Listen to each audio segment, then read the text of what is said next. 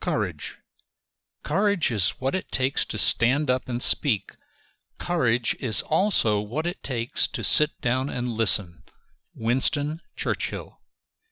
Courage is scary. It means facing our fears. We all know that, but what exactly does this look like? Here are some examples. If you have been abused as a child, courage might involve standing up to the abuser and letting it be known that you will no longer accept that treatment. Courage may mean distancing yourself or removing yourself from the situation.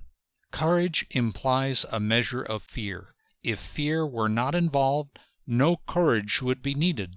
It requires courage to embark on a PhD program in your 50s, facing years of intense study, research, and experimentation, writing theses, defending them to intimidating professors, and having to stick to the program while the rest of your life waits in the wings.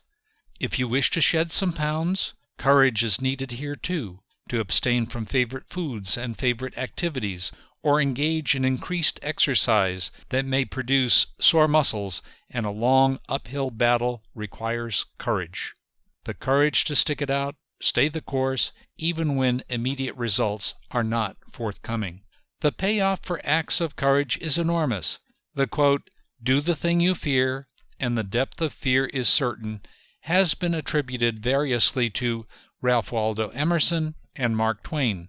Regardless, I am not sure that the depth of fear is certain, but certainly self-esteem increases in direct measure to the courage that is needed in a given situation. Fear is hardwired into our physiology. It is part of our reptilian brain and serves us well to protect us from danger. But most situations we are customarily afraid of are either non-existent or sheer fantasy. Of the things that are properly fear-evoking, facing that fear may well be the only path to the other side.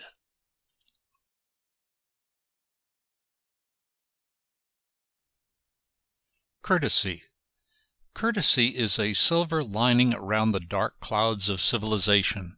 It is the best part of refinement, and in many ways an art of heroic beauty in the vast gallery of man's cruelty and baseness. Bryant McGill. Courtesy is one of the ways we are distinguished from the lower animals. As the quote above indicates, courtesy elevates us from baseness, the cruel, and the survivalist tendencies of the uncivilized. Courtesy is the grease of social interactions.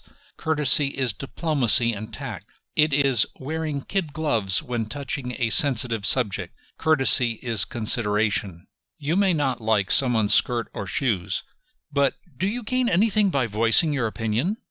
Even if your opinion were sought, what would you gain by being cruel? Courtesy is gentleness toward our fellows.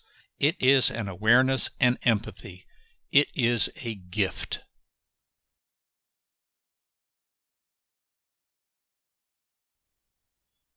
Creativity. Creativity takes courage. Henry Matisse. You may think of creativity as an artist throwing a bucket of paint on a canvas and then standing back to marvel at his handiwork. In fact, creativity is much deeper. Creativity implies coloring outside the lines with a purpose. It implies a good measure of courage because frequently it is misunderstood. So, is throwing a bucket of paint on a canvas real creativity? It has not engaged the artist's mind or soul. Simply, it is too easy. It does not involve observation or intelligence. It has little nuance. It is undisciplined and childish. You may argue that the most creative among us are, in fact, children, and that may be true. But the creativity innate in children is born of experimentation, not experience. Creativity implies vision and inspiration as a function of experience. It is imagination fed by ingenuity. It might even imply some cunning as a means of discovery of the unconventional.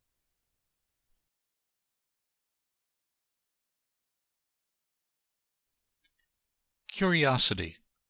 Life is an adventure of passion, risk, danger, laughter, beauty, love, A burning curiosity to go with the action to see what it is all about, to go search for a pattern of meaning, to burn one's bridges because you're never going to go back anyway, and to live to the end. Saul D. Alinsky. It is not just cats that are curious, nor little children. Curiosity is a quality that should be cherished, indeed, nurtured throughout life, even into old age. Were it not for curiosity, scientific discoveries would not occur. If not for curiosity about sound, symphonies would not be written, and if not for curiosity and a hunger for learning, the vast heavens would not have opened to our eyes. Curiosity is the quality that asks, I wonder how this works. Why are certain creatures social while others prefer to be loners, like the cheetah? Why do some develop dread diseases while others remain immune? How is it that certain bacteria are actually beneficial? Curiosity demands that we step outside the lines, that we explore, survey our environment, appraise, and scrutinize what previously seemed so obvious. Curiosity is the child of all advancement, all discovery, even in our own lives. If not for curiosity, we would not inquire into the meaning of dreams. If not for curiosity, our imagination would shrivel. Open your mind and heart. Ask why and how. Dare to wonder.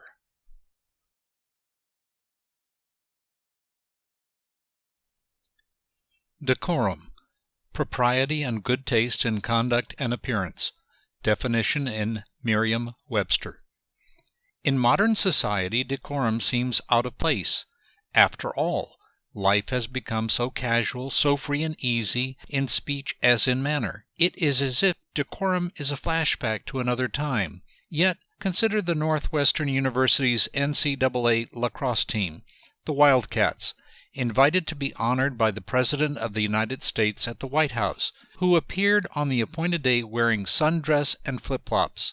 That created quite a stir in the media. The teacher enjoined them to wear something nice. Evidently, the young women interpreted that to mean a sundress and flip-flops. Somehow, decorum had not featured in these women's consciousness.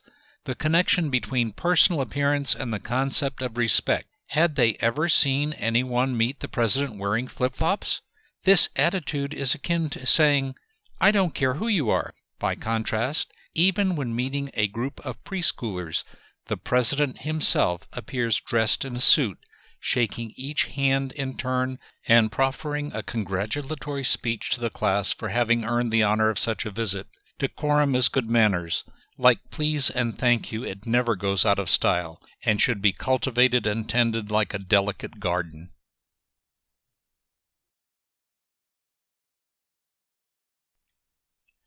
Defiance. It's better to die on your feet than to live on your knees. Emiliano Zapata. How does defiance fit into a treatise on values and morals? It might be said that defiance is akin to strength of character, to standing up for one's convictions when it seems they are being trampled on, something greater than oneself. It was defiance that engendered the Declaration of Independence against the ruling British. It was defiance that declared, we will no longer be taxed against our will and against our interest without having a voice in the matter. It is defiance, in fact, that produces revolutions, not the destructive kind, but those that would render people equal in rights, privileges, and opportunity.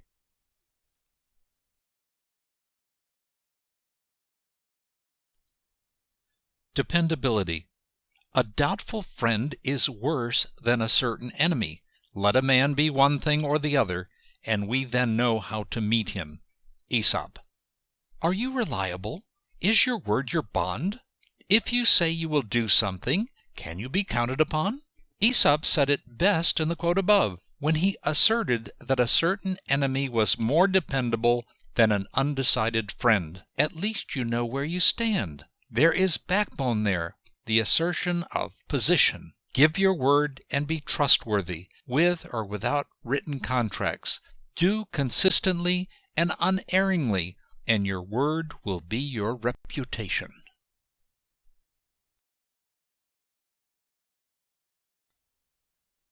Detachment. Detachment means letting go, and non-attachment means simply letting be. Stephen Levine. The principal tenets of Buddhism rest on the Four Noble Truths. They represent the backbone of a philosophy that has spanned thousands of years. The first truths are assertions that suffering is inevitable. This suffering incorporates physical as well as psychic pain, disappointment, loss, old age, illness, anything that gives us any kind of pain. The second truth asserts that all this suffering occurs as a result of attachment. To have our expectations met, to be in love, to be rich, or to reach a goal. If all this sounds fatalistic, fear not. Buddhism also includes two very positive truths as part of its tenets. The third truth says that suffering can end if we eliminate our attachment to our desires.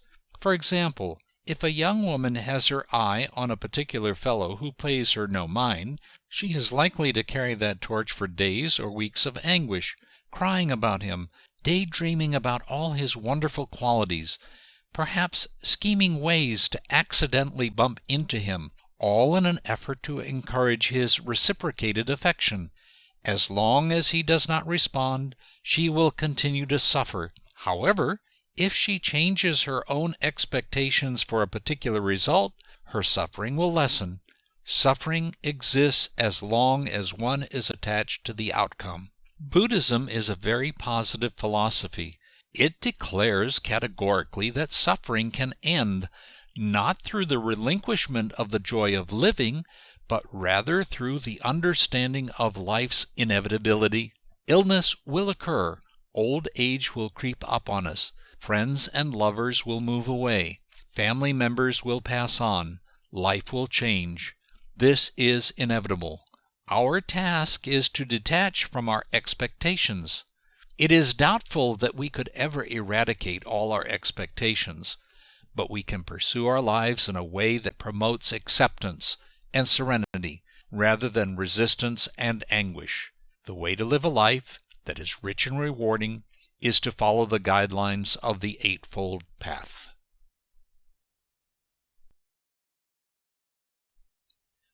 Determination.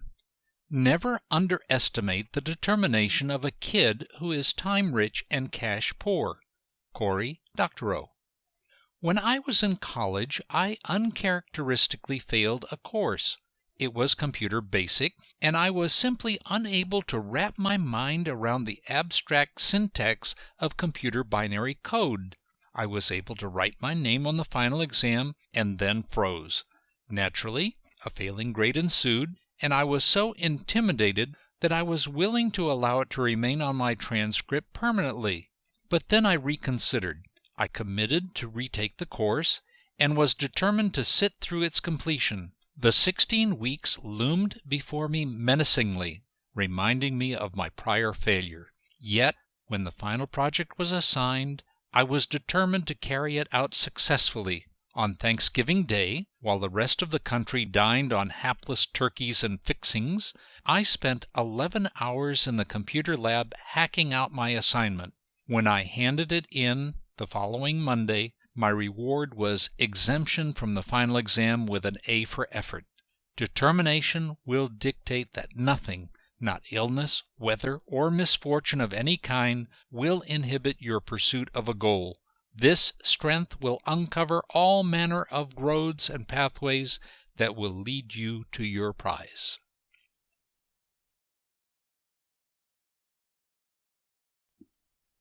Devotion. In Ruth 1:16 and 17, Ruth tells Naomi, her Israelite mother-in-law, "Where you go, I will go, and where you stay, I will stay. Your people will be my people, and your God my God. Where you die, I will die, and there I will be buried. May the Lord deal with me, be it ever so severely, if even death separates you and me." The Holy Bible. The story of Ruth is a parable on intermarriage at a time when such was forbidden by law, all the more significant because Ruth was a Moabite, and Moabites had been hated and excluded from Jewish society. Yet Ruth somehow married an Israelite, converted to Jewish law, and was accepted into her new Jewish family. How did a Moabite come to marry an Israelite?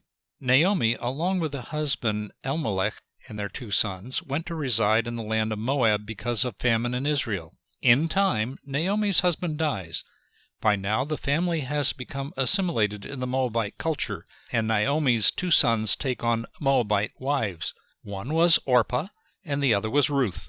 War was raging in the land of Moab, and Naomi's sons died.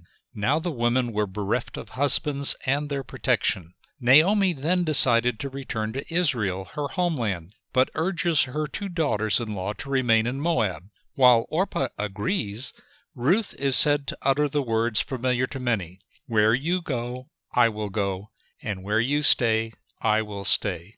Your people will be my people, and your God my God."